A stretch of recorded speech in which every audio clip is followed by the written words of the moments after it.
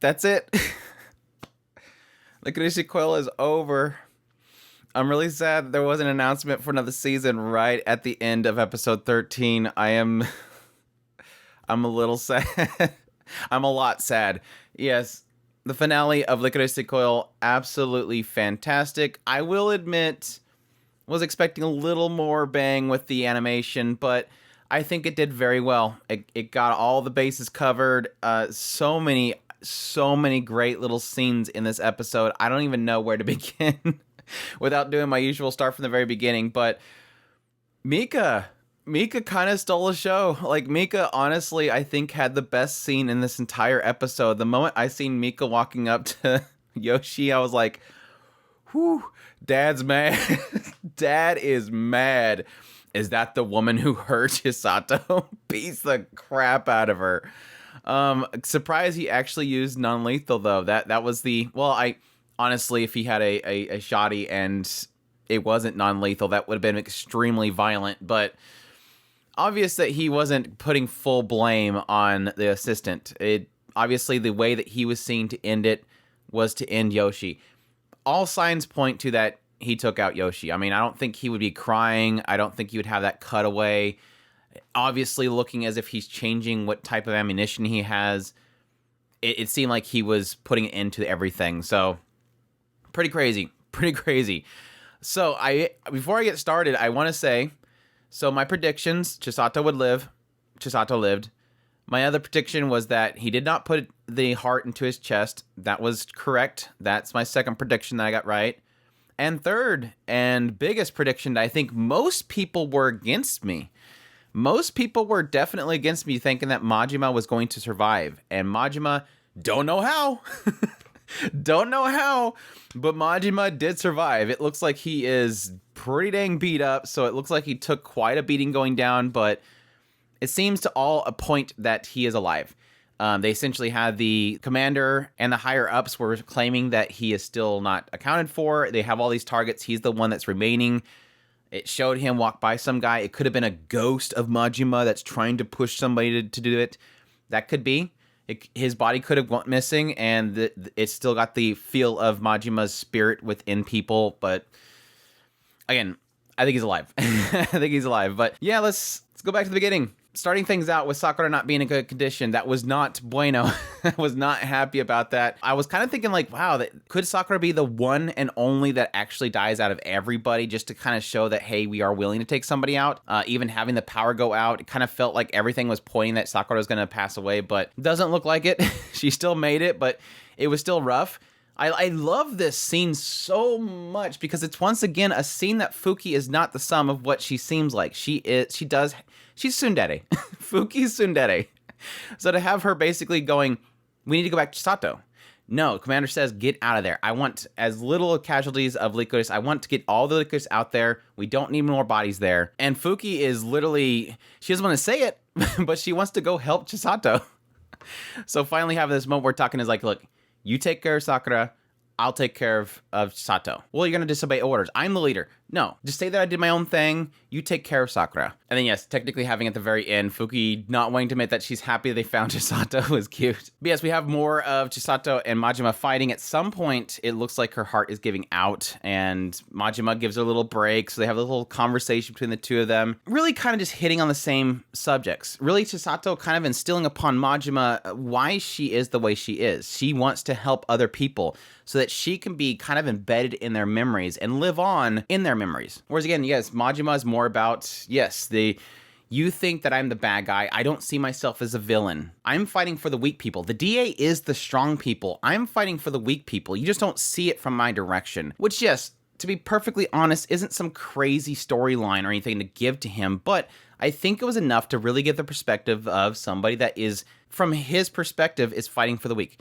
I always like villains that I can kind of understand them. And honestly, Majima, yes, he's crazy, but I kind of understand him. Yes, from a vantage point of maybe Chisato, it seems like the DA's not bad people. They're stopping criminals, but I guess from a perspective of somebody that's a criminal and probably fueled by revenge, the DA can be seen as a villain. Especially when you get so far down the road that there's so much back and forth of revenge versus revenge versus revenge. you lose that context, honestly. You lose the original context of what you're doing. And that was technically one of the early statements that Majima made, was why he was there is because somebody took out their people, and so they sent Majima in order to balance things. Or at least that was his perspective, to balance things. But it was fine, though. Again, he kind of reiterates the fact that the whole reason he's doing this is because this is where he feels alive. Taking on Chisato, that was the first point that he ever felt alive, was when he fought her the first time, and now he wants to do it again. So he sets up this whole explosion that's going to set off in 1 hour.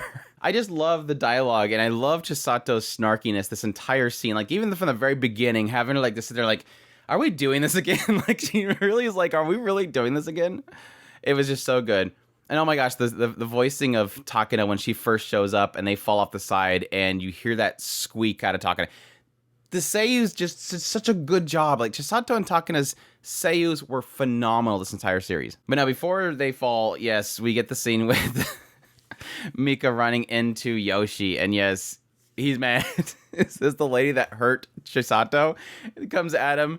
Oh yeah, by the way, my leg's actually fine. Smack. And then just unloads on the shoddy. It was so good. And then Yoshi talking about how pretty solid conversation between the two of them. I still don't understand Yoshi at this point. I really don't. I didn't really get too much out of him in the last episode. I think Yoshi's honestly probably the weakest link in the entire series. I didn't feel like I understood him. Like I said, Majima, yeah, it's kind of shrug, but at the same time, I understand where he's coming from. Yoshi, never really did. But it's fine. But yeah, Yoshi's upset because obviously Chisato doesn't understand him. Nobody does, Yoshi. But yeah, he feels like he's been discarded. She doesn't understand him. She didn't believe him, which, yes, it was the whole aspect of the heart, because Mika's like, it's right there, isn't it? Yeah, it's right there. Yoshi's claimed that he's been discarded. She no longer needs me. She got rid of the pendant too. And then yes, that's when he asks Mika, "You're driven mad because of her, aren't you?" He's like, "Yep." like, yep. Because honestly, they were kind of coexisting. Like, both Yoshi and Mika understood each other for the longest time. They were both going for the same goal. But obviously, because Mika has been with Chisato for so long, she's changed him. And so from Yoshi's perspective, she's made him crazy. He's like willing to do all this stuff because of her. He's a father. It's not crazy. He's a father. A very protective father. But no, it was actually a good message in there from Mika, and the idea that Yoshi's always been trying to change Chisato to meet what he wants. Whereas from Mika's perspective, again, being changed by Chisato, realize at some point we're not supposed to change our children. They're supposed to lead us to the future that we don't know about. Chisato knows what she wants. Chisato is making her own future, and he needs to stand by and watch what she does. It's what a parent does. Yes, they guide him for the longest time, but at some point the child will find what they want to do, and you have to support them. And that's what Mika found. This is where we have the final fight between Majima and Chisato, and yeah, we have some more of that conversation about balance and all that kind of stuff. Chisato wants to be memories of people. He's noting the fact that she wants to retain balance while he wants to regain balance. So it's an aspect of who do you think is the hero in the situation. And that's where we have Chisato finally gives Majima, I think, what he wanted. Like, he finally got what he wanted. That same face that Chisato had way back at the first tower. Just blank expression, just firing endlessly at him. And it seems like it was something that he wanted. That was that fear and that driving force that he was looking for. But yeah, glass gives out. Takina comes in. Again, that shriek from Takina it got me. But no, she catches her using the little tether stuff. And that's where it kind of just jumps forward. We don't really know what happens. Obviously, she had Chisato grabbed. And then it's supposed to be assumed at this point that Chisato's gone. Everybody's wondering, what happened to her and everything. I love the Lycoris Crisis or whatever it was. The movie poster is like totally. The poster is absolutely Fuki and Sakura. And Fuki doesn't like it because why am I carrying a bazooka? It was so good. And yes, Takina is sent on a mission to go find somebody, which she eventually runs to Chisato. Let's see. They're just shooting out. Which, by the way, thankfully now Takina is using non-lethal. I think she knew that it was going to be Chisato, but yeah.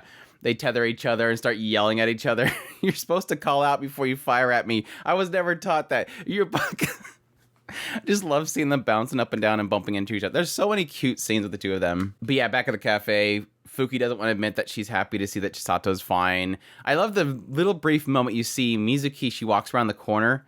and she covers up the drawing of Yoshi. I was like, that was kind of a nice jab, a nice little touch. Nobody cares about Yoshi no more. But that's what's all revealed, that yes, Chisato did receive the heart from the briefcase that Yoshi had. Apparently she woke up thinking that she was going to die because she had this scar, and she didn't know at that point that she got the new heart, so she just kind of ran away. The only way they found them is that those two were still dating from the very beginning of the series. They're still dating, and they saw a small little picture of her in the background of the picture. Takana explains that they got her the heart and also had this small little box that came with it, which we find out from Mika that he took something additional out of it. It was a little box that apparently he put with the heart inside the briefcase, that Yoshi was basically telling her, look, by my death, you get to live on. And that he wishes her happiness from the bottom of his heart, which I thought was kind of mean. But yeah, Mika got rid of that piece of paper and put the metal inside of it, which Chisato ends up chucking. Really cute scene on the beach side, talking to like,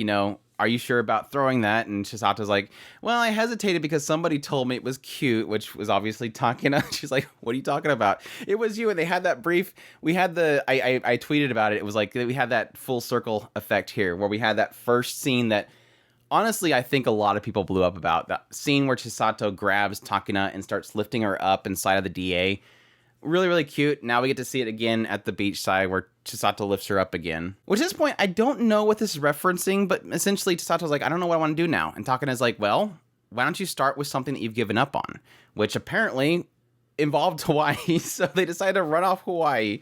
Everybody goes to Hawaii together. So I don't remember them mentioning something that she wanted to do in Hawaii. It obviously seems like they're doing some sort of, they're still doing Lycoris work, because people are still coming to them for requests, but I don't know what Hawaii has to do with it.